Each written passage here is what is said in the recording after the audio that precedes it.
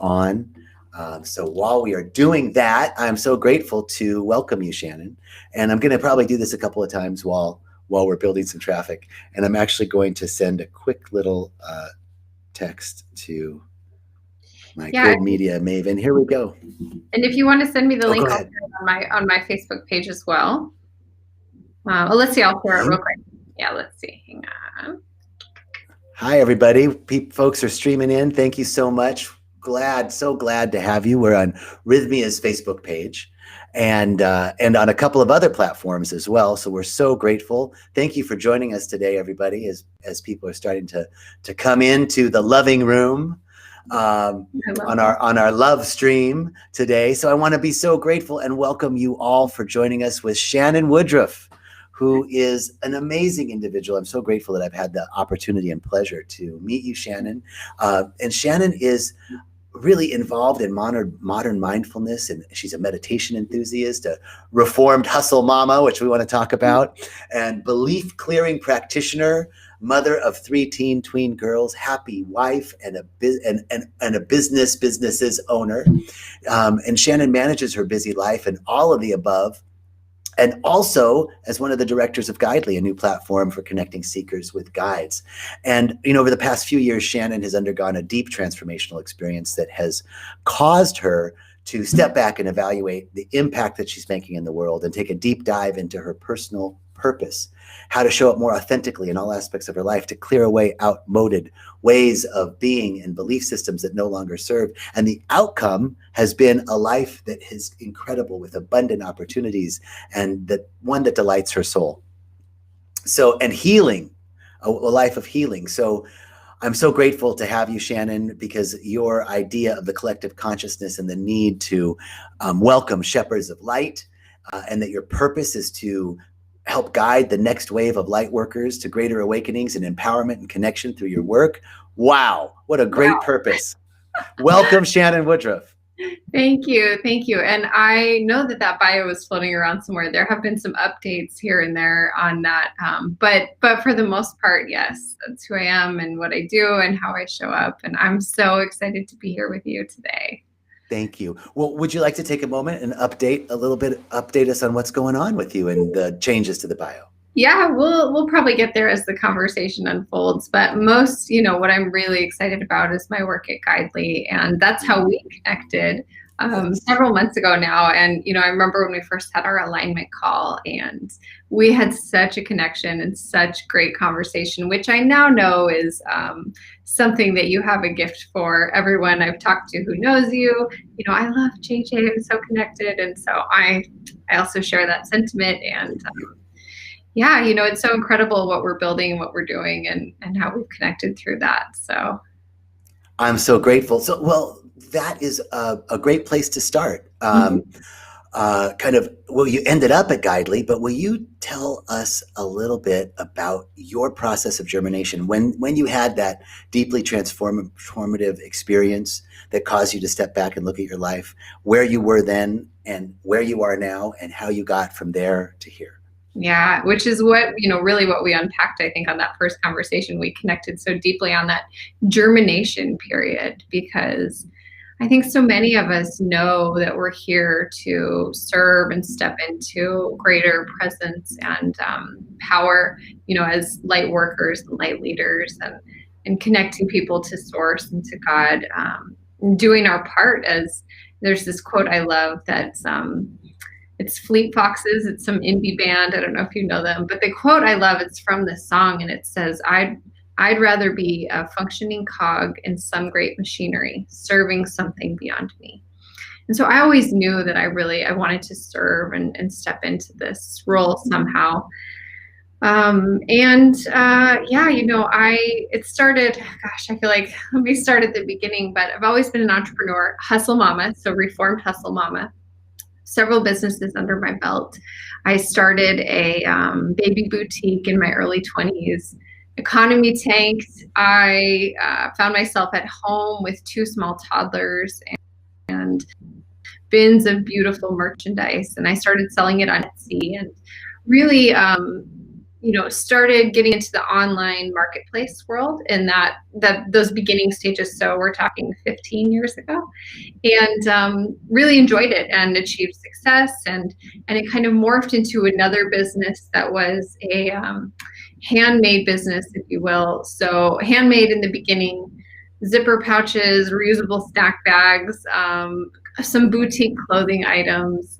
And that turned into its own business. Hustle Mama was the name of that business. And I, at one point, I had 5 women working for me. We had probably 20 wholesale accounts throughout the country, over 75,000 pieces of merchandise put out. I mean, it was a very successful hustle, and, I was doing over 6 figures a year, and was really exciting. And I got to this point where I remember saying to my husband at the time, like, I just can't anymore. I started this business so I could be home with my kids. And here I am, like, I go to sleep at night and I'm 150 orders rolling through my head, and I'm not going to school to pick them up. We had a sitter helping us. And I just thought, why am I doing this? And why am I not happy? Like, this is what we all want, right? Is this successful hustle and to work for ourselves. And so I really scaled that down, and I had used social media to build that business over, kind of 5 to 6 years. So I really had a good grasp on social media, how it worked, and it's constantly changing. But at the time, I had a great grasp, and I'm pretty adaptable. So I've caught on, as it continues to morph and evolve. And so I used those skills, and I went to work for a digital marketing agency, and I began creating content for other businesses and really using those, tools and skills I had learned to build businesses on social media. So something happened within that agency, and almost overnight I found myself as my own agency owner. So the agency folded, and my largest client group came to me and said, we would love for you to write us a contract, continue seamlessly, over into working with you. And so really overnight I became an agency owner. I had learned a lot during my year working for the other agency. And I spent several years then building businesses on social media and really learning, especially soulful entrepreneurs, spiritual entrepreneurs, small businesses, people who are at the heart of their business. That's who my passion was. Mm-hmm. And helping them use these tools or using them for them to really grow their businesses. So very successful. First year, well over 6 figures. Second year, just really easy to run the business. Enjoyed great relationships, but still had that niggling feeling like, what's missing? Why am I not happy? Mm-hmm. And so always through all of these adventures, like, okay, I have the kids, I have the house, I have the business, I have the husband, I have the car, I have the dogs. Why am I still feeling like there's a piece not snapped in? Yes. So I took much of 2019 off, and I went on spiritual retreats, and I got to know myself, and I really created a lot of space in my schedule. And being a business owner, I had that, freedom and flexibility. And I really went deep within myself, and found that I had this deep passion to serve. And yes, building businesses on social media, helping entrepreneurs, worthy work, but something bigger was calling me. Something bigger, like bigger than me, bigger than helping people make money, something within my soul. So I actually thought, maybe I'll go into coaching also. Like I'm really big into human design and conscious parenting, and my girls are 15, 13, and 11. So wow. Yeah. So I created a couple programs, and it was really hard because nothing stuck. Right. Mm-hmm. So I would get amped up, and I'd create this framework in this program that was incredible. So 2 or 3 times in 2019, I did this, and I know that these programs are amazing, and maybe still will come out in the world at a future date. Maybe it was just the timing that wasn't right. So created these programs, obviously good at social media, 15,000 followers on Instagram, Facebook page of several thousand, And I'm like, what the heck, right? Where is the misalignment here? So, can be a slow learner too. So what do? I try again with a different program. What do? I try again with a different program. And finally, the end of last year, the end of 2019, I thought, I didn't think, I felt in and I surrendered. And I said, if I'm here for something greater, which I know I am, show it to me. Beautiful question. Beautiful question.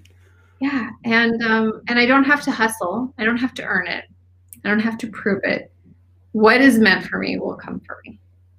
And I really didn't just say it. Like I let go. I energetically let go. I released, and I felt grief. I felt grief because I thought I knew how I would create this next chapter, because I was so good at stepping into whatever my next chapter was, whether it was going from a physical boutique owner to, creating a handmade business to a digital marketing agency. Like I thought I would seamlessly step into this next role, but I was not willing to let go of control. So I let go, and there was several really beautiful events that unfolded. I was invited by a local radio station to talk about mindfulness, which I'm very passionate about, mindfulness for youth and teens especially, and even just intentionality and awareness. So, there was that. And then I got this phone call from our CEO, Amir, and he said, hey, I'm thinking of this new project. You want to take a look at it? And he had been one of my marketing clients with one of his other businesses. So for the last several years, we'd known each other. And this was early in 2020. I want to see if you okay. Yeah. Can I stop you for a second? Because I want to talk about Guidely, but I want to ask you, that was such a beautiful story of really what we all do, right? Like, okay, well, I'm going to reinvent myself in this way and try it this way, and, throw this up at the wall, see what sticks, roll it up the flagpole, see who salutes, kind of, I think everybody can relate to that. But you said something that really touched my heart and that felt so authentic and powerful. It wasn't until you fully surrendered, and not just said the word surrender, but there was an energetic let go. Yeah. Now that is such a moment such a deep transformational moment. Yeah. Can you tell me a little bit more about that surrender? What would you say about that? What is that? Let's see, what's the question I want to ask? The moment of surrender, what preceded it, and what issued from it? Yeah, and I can remember the exact moment because I lived at the time at the base of the Phoenix Mountain Preserves, and I have logged thousands of miles on those mountains. And I was out on a hike, and it was morning, and I had just launched my third program, Modern Spiritual Parenting Practicum. And it was a really cool combination of human design, because I've used human design in my family, to help my girls interact with each other and understand each other, and belief clearing and ancestral clearing. It was a beautiful program. I know that it could change lives. And I had one person enroll, and getting close to launch date, and I was like, okay, here you are again, third time this year. Here you are. What is it? What is going on? And I was hiking up the mountain, and I just thought, I'm done. I'm tired. I'm ready to be held. And I felt the mountains, and I felt the sky, and I felt held. And I was like, wow, what's happening here? And I felt whole, and I felt like I can be my purpose in whatever situation I'm in. I don't have to create the situation to live my purpose. Yes. Oh, that's beautiful. So I just said, all right, well, I'm done. I'm done creating these situations, because it's clearly not my plan that's working here.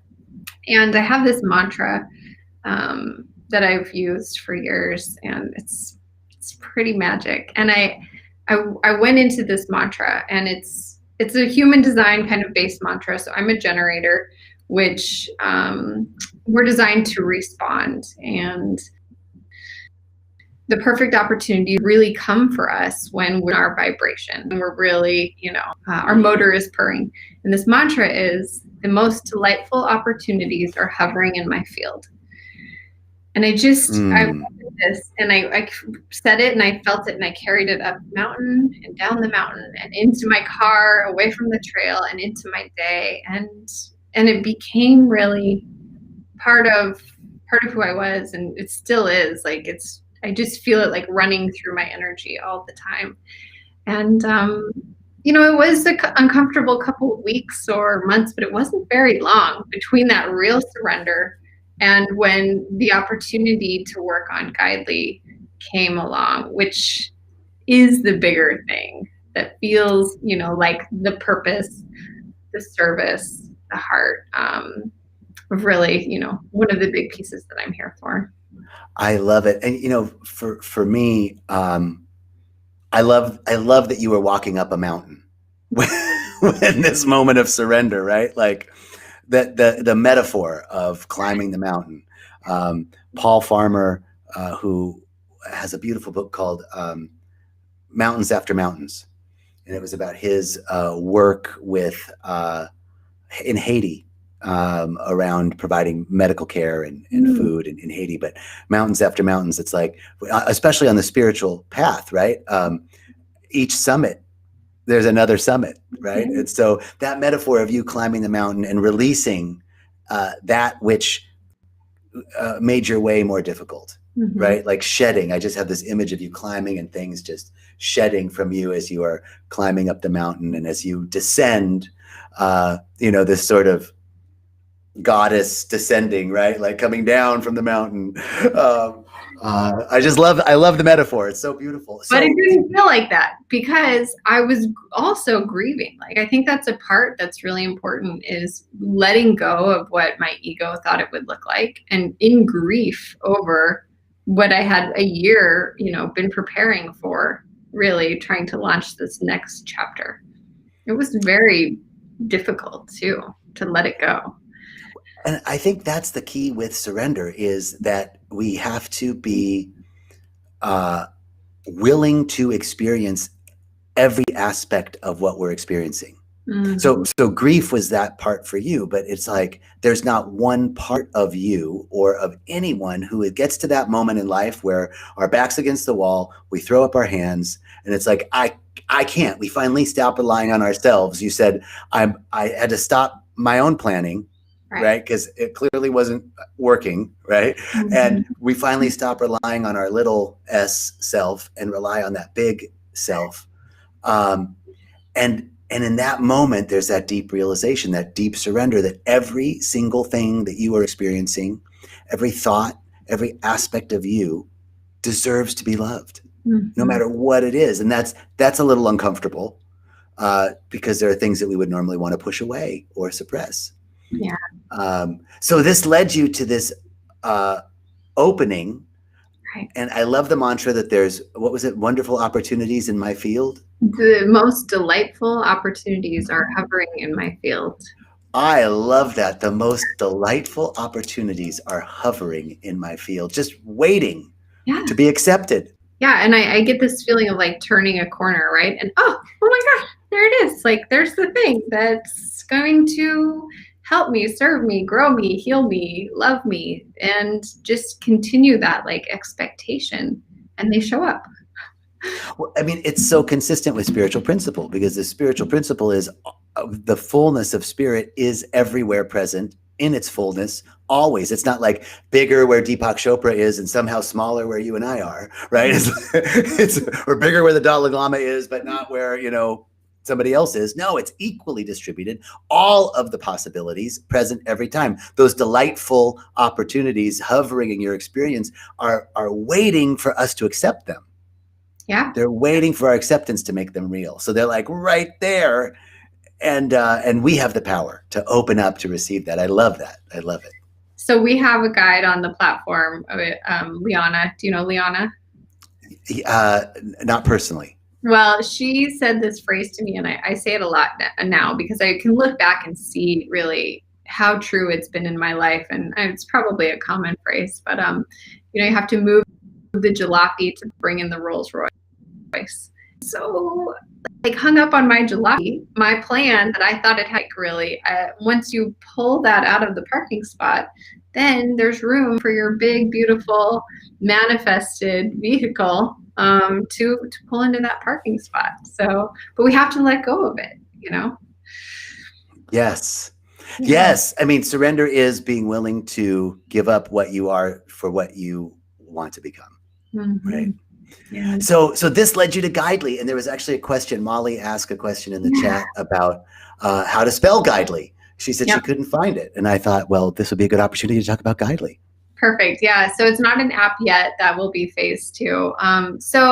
So I get this call from Amir, and he says, I'm looking at this project, and would you be interested in doing some marketing pieces around it? Because I feel like this part of the story is important too. And he sent me the link, and at the time it was just a Facebook page. And so Guidely used to be Mentors Channel. Mentors Channel has a long history of serving in the personal and spiritual development space. We hosted the 21-day gratitude meditation with Deepak Chopra, I don't know, probably 8 years ago, went viral, huge, almost 2 million people on our Facebook page, huge email list, really a history in this space. And, he says, I'm going to get involved in this project. Are you interested? And I took a look at it, and I'm like, this is the thing, right? This is the thing. So I send over a couple website examples and some other portfolio stuff, thinking that it's going to be a digital marketing position, because that's what I was doing at the time. And him and Jesse, one of the partners, call me back, and Jesse says, yeah, this isn't exactly what we're looking for. And I'm like, oh no, this was the thing, I thought this was it.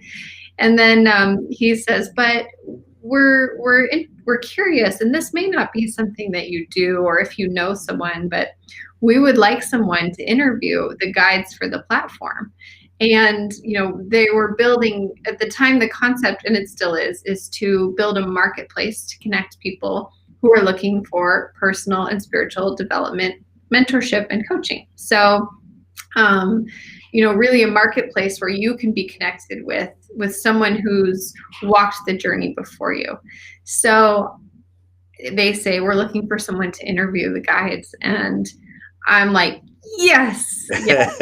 And you're so good at it, because I was the beneficiary of that beautiful interview. Thank you. And I had been nudged towards some video work. I was in a commercial last year, the radio spots. There was a lot of weird little, now that I look back, previews or appetizers for what this would be. And it's been incredible. So I came on as doing video interviews, and then it was just a few weeks before I joined the team full-time as creative director. So I get to interview all of the guides on our platform. And then also I've interviewed many of the authors here, people who I've had their books for 20 years. I mean, it's incredible. So we have Marsha Weeder next week. And then I think I have Simrit. I don't know if you know who Simrit is. She's a musician, in a few weeks. So it's so much fun. So, and what we're building is huge. Tell us more about because I was introduced to you to be one of the guides on the app, and I was so honored. And then when I saw the august community, I was really humbled. Like, well, you want me to be on that with those people? Wow. So tell us more about Guidely and where it's at in its growth and manifestation, and kind of what people can expect. It's incredible, and we are in divine time in our launch and manifestation. So the way that it works is, if you come onto our platform as a client, you're introduced to your guide through a series of short questions. So you come onto the platform, and there's 6 questions, and the questions are like, yes, sorry, Molly, you're spelling it correctly. It's just a website right now, and the product itself isn't live. So it's just guidely.com, Guidely. So I wanted to address it because you popped back in. Cool. Thanks, Molly. We answer a few short questions, and the words and your story serve to connect you with a guide who's fit to support you through their story and their modalities. So you're served as many guides as your match 2. So I think up to 10 or 15, but in JJ, next match, Liana, so-and-so. And then you can expand the profile of the guide, and you get to see a series of short interviews between myself and the guide. And those are edited into little bite-sized pieces. There's a whole bio. There's their offerings, which one-on-one coaching is the core of our platform and really what we wanted to support people with, because we believe it's the most sacred container where change takes place. Yes. Group workshops are incredible. Retreats are incredible. Even reading a book, but it's that one-on-one container that allows for real transformation. And you get the opportunity to book a discovery call with your guide and then engage into contract with them. So Cool. It is so cool. So at this point, when we launch, we will have 75 guides. We may have a handful more. We're not sure yet. But 75 for sure, and topics range from relationships, creativity, soul's purpose, trauma healing. I mean, there's a full range of topics that you can come in on and be matched with a really well-qualified guide. And there was, I was so honored a few months ago to participate in the summit that Guidely offered. Is that still available if people are interested in checking out the wonderful speakers? It is not. It was just a 30-day only. We had, I think 60 guides participated with us. It was incredible. Deepak Chopra was our keynote speaker. So really amazing. However, we are just getting ready to launch a series of free kind of coaching workshops. So we'll choose 2 or 3 guides to come together on a certain topic. So the first one we're looking at is these unsettled times, election, COVID, riots, kind of everything. And it's a short workshop, couple hours long, where we bring in 3 of the guides to work together, and there's breakout rooms, and we'll probably cap that to about 100 participants. But we plan on doing those once a month, really, to showcase our guides, to serve our community, and to create awareness and healing within that space. So I definitely want to continue the conversation about Guidely, but I also, you're just such an incredible individual. I want to know some more about you. You had said that some of the deep work that you did was clearing away old belief systems that no longer served you. Do you feel comfortable sharing some of those old structures that you have cleared out the underbrush from? Yeah, absolutely. So it's really funny with belief structures because we don't see them and we keep bumping into them, right? They frame everything that we do and every choice that we make and the words that we say. And in particular, one that I'd held on to for a long time was around travel and my kind of worthiness and abundance and spending money on travel and treating myself. And I had my girls when I was very young, and we were not financially able to support, an adventurous lifestyle like that. And then we were, and we did not shift the beliefs around it. I, in particular, did not shift the beliefs around it. And so a lot of my work last year was around identifying these limiting beliefs, like when I take time away, it's too expensive, or it's too inconvenient, or who will take care of the girls, or who will, and so really, if there was something in my life that I felt I wanted to do and there was tension around it, or I was bumping into, I couldn't do that, or I shouldn't do that, I started just unpacking it. Why can't I? And then why to that question? Because it's too expensive. Well, why is it too expensive? Is it really too expensive? Who's saying that? Who's telling me that story? Is it really inconvenient? What is the, and really starting to unravel these stories until I could just, thank you. You've served me. You've kept me safe. Appreciate you. Done. So for you, it was the inquiry as to, is that real? Right. Is that a real belief, or is that a real story, or is that true? Yeah. Is this true? Is this a true story? And is this mine. I think we come with a lot of stories that aren't ours. There are parents, there are partners, we've picked them up, and is this really true for me? That's an important one. So I love that. And what comes up for me is the question, well, if I'm really in my story, then it's totally true for me. Like if you ask me now, like, yeah, is it really true that you can't take time off? I'd be like, yes, it is really, really true. There's no way that I could take any time off. So how else do you get underneath there? I got underneath there with a coach. Really, I know it's like a perfect intro. My coach, Meg Sylvester, lovingly, beautifully held space for me to look at these things that had kept me small and dim and not living at my full vibrancy and potential and vibration, and said, is this true? Is this necessary? Is this yours? Do you still want it? Okay, if not, let's. So there's nothing like that relationship, really. I agree. And I think for both, I know that in my work with private clients, I can be going into a session with a client and feel tired, just kind of like, but I know that the minute I step into that sacred space, that it is the wholeness in me that is serving the wholeness in them, and the wholeness in them that is serving the wholeness in me. And something happens. Energy comes bounding back, clarity, insights that I would have never, like so many times a client will say, oh my God, I can't believe that was just the perfect thing. And I'm like, thank you, God.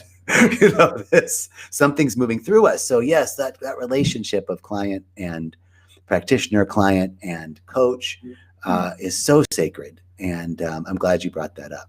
Yeah, absolutely. And that's, why we're so passionate about what we're building at Guidely is there's nothing like this. And I found my coach on social media. I liked her feed. She posted a few things that really spoke to me and landed within my heart. And it was an investment. It was getting over one of the limiting beliefs I had, which was I'm not worth investing in, or my needs come last. It was a 4-figure investment to work with her, and it was worth every penny, because I feel like it was really just opening the book on what I was capable of, and now awareness and expanded intentions, and really just incredible. So we believe in that at Guidely, and that's why we're doing what we're doing. And we've had a couple tech hiccups. So we were going to launch in fall.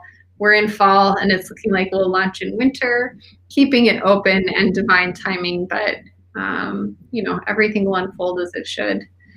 Absolutely. So that's a lead into the next question really beautifully, is like, and it doesn't have to be around Guidely, but we all, I think in this field have the belief that there is really no such thing as failure. The only real failure is not continuing, is giving up. The only real failure is giving up. But so then failure can be conceptualized as growth, growing edge, soul work as opposed to ego work. And so with all of that in mind, what are your most cherished failures? What pearls did you take from them? So one of my biggest failures, and failure is a word I don't love, because I do believe there are no failures. But right. when my first business failed, and I found myself at home with 2 toddlers and all of this beautiful merchandise, and it was the gift of a sewing machine that launched me into that next business. But really what that gave me was an outlet and a tool and a connection back to my creative self. It started off with sewing things here and there and making things. And then I was creating things with my hands 8 to 10 hours a day. That feels incredible. And yes, you can burn out, but to make something out of nothing, it's divine. So that failure really led to this incredible, rich time period where I was just creating nonstop and creating new things and new products and new pieces and new, tangible items that no one wore. It was incredible. Wow. So yeah, one of my best failures. And then I'm in the heels or in the midst of a failed marriage. So that was one of the updates from the beginning. And so that's an interesting one that I'm still unpacking the lessons from, learning, feeling into, that when things don't go the way we think they will, or they don't look the way we think they should look, or that others think they should look, finding the lessons and the healing and the safe space within those feelings. Beautiful. And thank you for being so vulnerable and open about that. Absolutely. And out of that, I know that it clearly you stated some beautiful things that you're proud of. So what are the things that you're that bring you most joy at this point in your life and that you're most proud of out of those pearls? Yeah, I'm so dang proud of myself. Like, really, I'm so proud of myself for showing up. Yes. And recently, this year, really the bio that you read was written probably early 2019. So definite updates.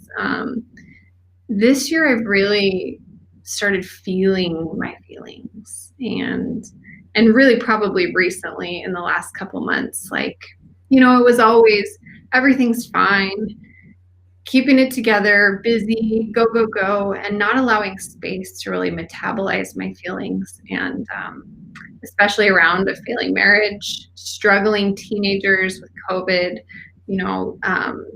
uncomfortable relationships with my parents. Really, we all have these things. Not everything is all rosy.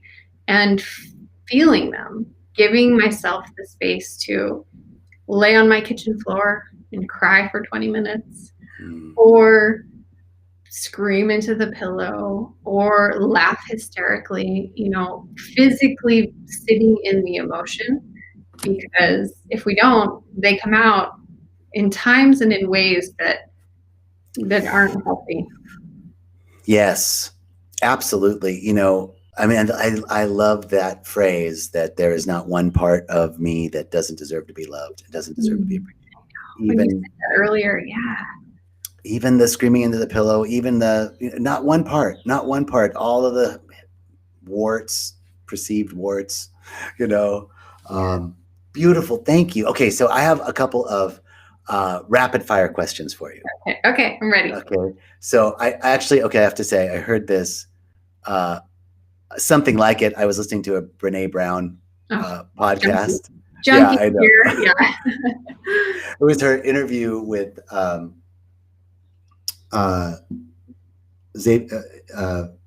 my God, I can't remember his first name. Zendi. His book is called How to Be an Anti-Racist. Oh, okay.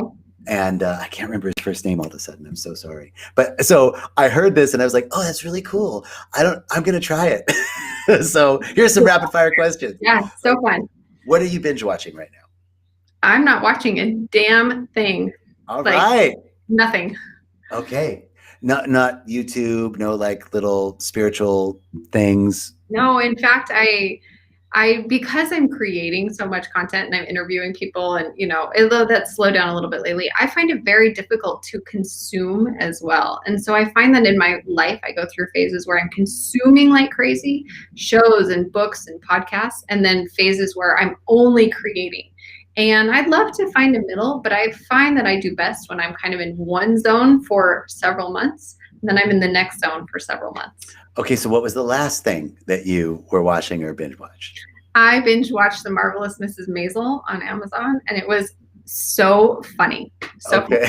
One of the lightest, funniest shows. And I think because I'm in it so deeply at work with personal and spiritual development and coaches and real conversations, that I like light, funny, surface level things to consume.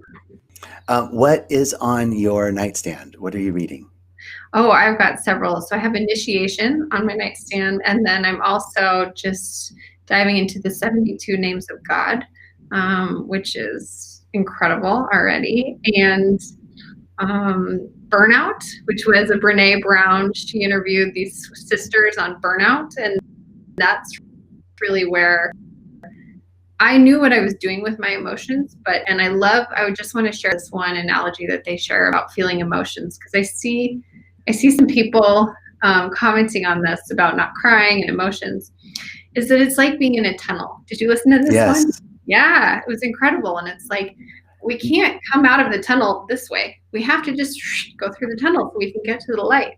And so whenever I feel this emotional wave, especially the last few weeks, yes, Logan, Elizabeth Haig initiation, I stay in the tunnel. I stay in it and I feel into it, and I'm like, all right, we're in this tunnel. And yeah, I didn't know that I could feel feelings as deeply and intensely as I could. And then I didn't know that I could feel so clean and pure and fresh and relieved as I do after I feel the feelings. So true. Yeah. So true. Wow. I'm just still reeling. That was beautiful. Okay. Last nature reconnect. Last time you were like, you really had a reconnection in nature. Oh, yesterday. Yeah. I mean, Beautiful. It's a huge part of my practice, and I know that, and I can't hold space for others or even myself if I'm not plugging in my batteries. So I even had a hard conversation yesterday, and I went straight to the mountain preserve. I mean, it's just such a part of who I am. And if I can't get to the mountains, which usually I can, it's just barefoot outside, and it's hearing the trees and the birds and breathing deeply. And so every single day I connect with nature. Beautiful. Beautiful. I know. I love that as well. And that resonates with me. You shared with us one of your affirmations, but I had a question is, what is your go-to affirmation or go-to principle? Yeah. So the most delightful opportunities are hovering in my field. And it's just this air of expectation, like the universe loves to delight us. That's the law. And so I think if we expect that, and don't get me wrong, I get caught up in the noise and, drama and other things. But if I can drop back into that energy of waiting for delight, it walks around the corner. Mm-hmm. Yeah.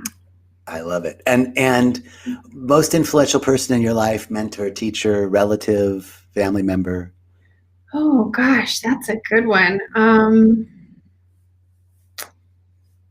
I know I talked about my coach, and we're not especially close, but I do feel like she gave me keys that I didn't know were already in my hand. Beautiful. She really unlocked entire new chapters in my life, working with her and being seen and held in that way. And so I would say that's an incredibly influential relationship. And my daughters, they're such a mirror in a parent-child relationship. And with each one of them, I'm faced with a different aspect of myself, and I have the opportunity to be the mom I needed and the daughter I needed, and create this space. So each one of them is incredibly different and